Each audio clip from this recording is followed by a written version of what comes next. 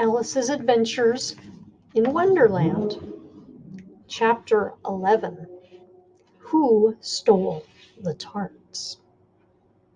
The King and Queen of Hearts were seated on their throne when they arrived, with a great crowd assembled about them, all sorts of little birds and beasts, as well as the whole pack of cards.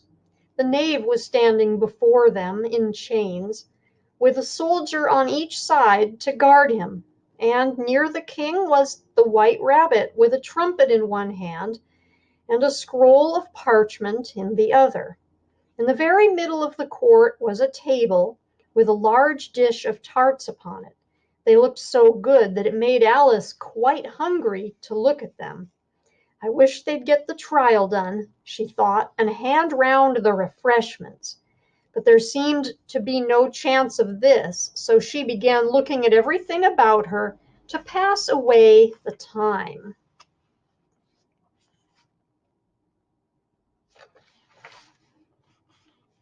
Alice had never been in a court of justice before, but she had read about them in books, and she was quite pleased to find that she knew the name of nearly everything there. "That's the judge," she said to herself, "because of his great wig." The judge, by the way, was the king, and as he wore his crown over the wig, look at the frontispiece if you want to see how he did it.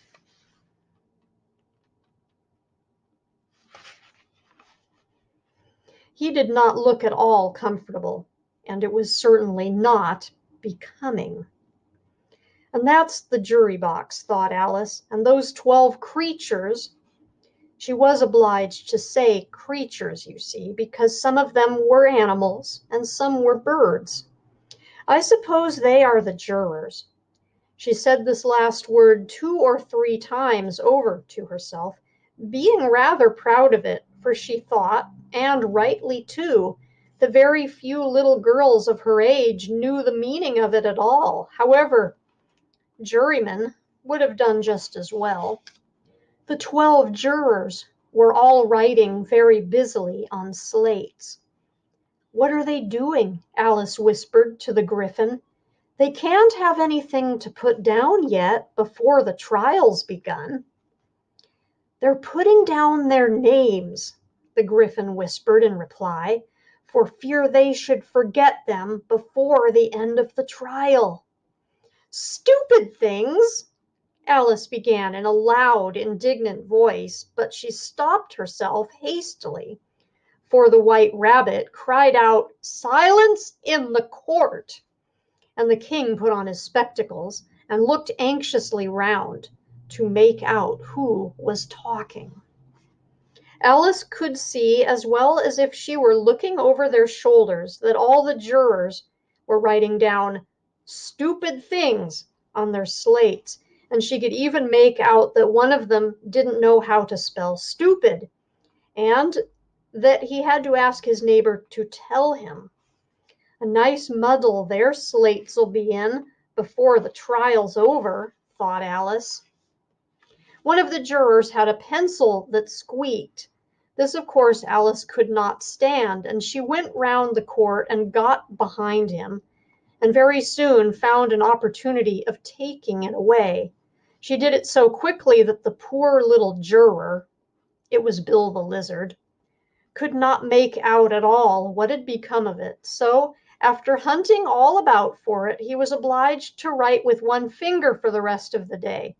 And as this was of very little use, as it left no mark on the slate.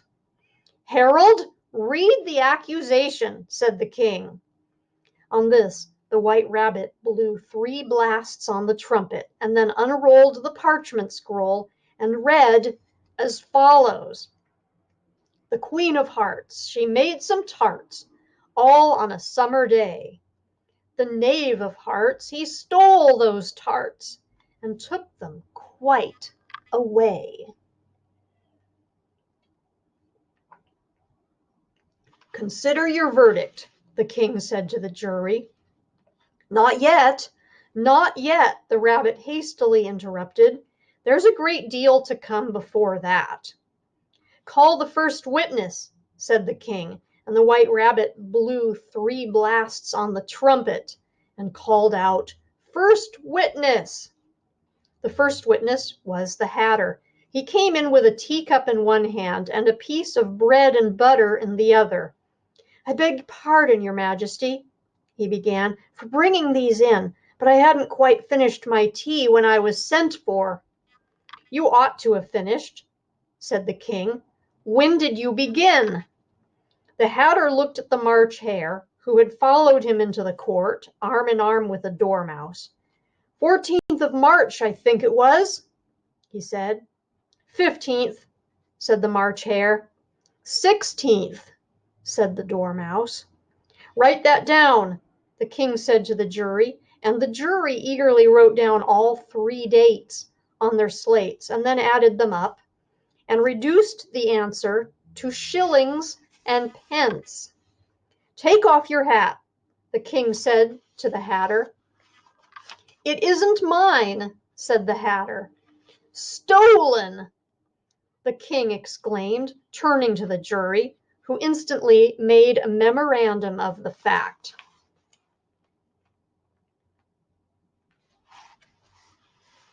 "I keep them to sell," the Hatter added as an explanation. "I've none of my own. I'm a Hatter." Here the queen put on her spectacles and began staring hard at the Hatter, who turned pale and fidgeted. "Give your evidence," said the king, "and don't be nervous, or I'll have you executed on the spot." This did not seem to encourage the witness at all. He kept shifting from one foot to the other, looking uneasily at the queen, and in his confusion he bit a large piece out of his teacup instead of the bread and butter. Just at this moment Alice felt a very curious sensation, which puzzled her a great deal until she made out what it was. She was beginning to grow larger again, and she thought at first she would get up and leave the court, but on second thoughts she decided to remain where she was as long as there was room for her.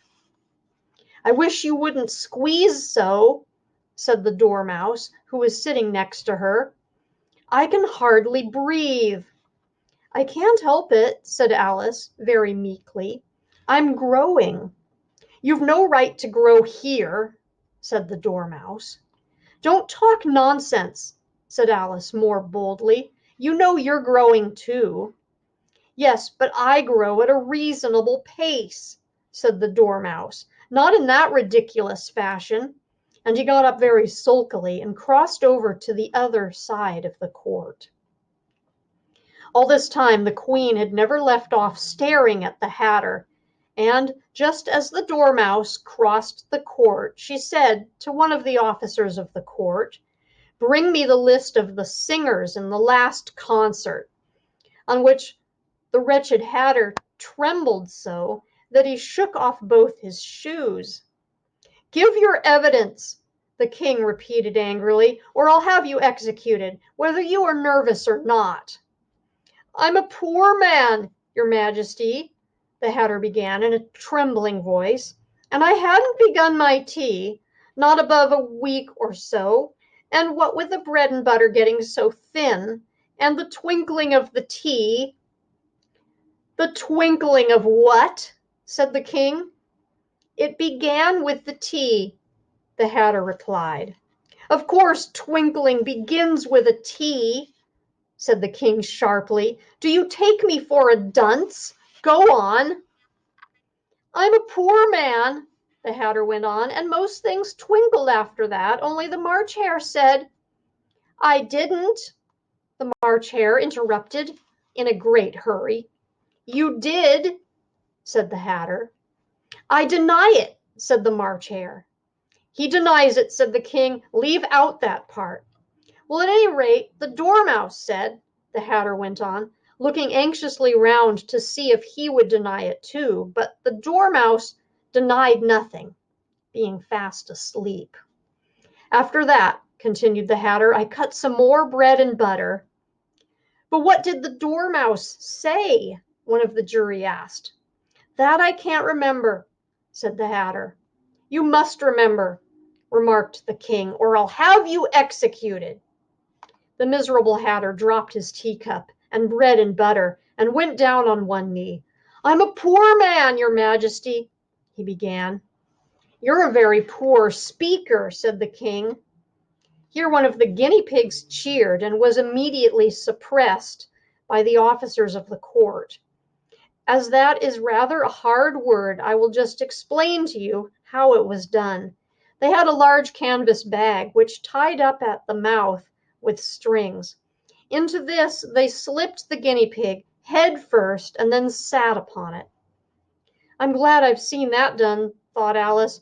I've so often read in the newspapers at the end of trials there was some attempt at applause which was immediately suppressed by the officers of the court, and I never understood what it meant till now. If that's all you know about it, you may stand down, continued the king. I can't go no lower, said the hatter. I'm on the floor, as it is. Then you may sit down, the king replied. Here the other guinea pig cheered, and was suppressed. Come, that finishes the guinea pigs, thought Alice. Now we shall get on better. I'd rather finish my tea, said the hatter, with an anxious look at the queen, who was reading the list of singers. You may go, said the king, and the hatter hurriedly left the court without even waiting to put his shoes on. And just take his head off outside, the queen added to one of the officers, but the hatter was out of sight before the officer could get to the door. Call the next witness, said the king. The next witness was the duchess's cook. She carried the pepper box in her hand, and Alice guessed who it was even before she got into the court, by the way the people near the door began sneezing all at once. Give your evidence, said the king. Shan't, said the cook. The king looked anxiously at the white rabbit, who said in a low voice, Your Majesty must cross-examine this witness. Well, if I must, I must, the king said with a melancholy air, and, after folding his arms and frowning at the cook, till his eyes were nearly out of sight, he said, in a deep voice, What are tarts made of? Pepper mostly, said the cook.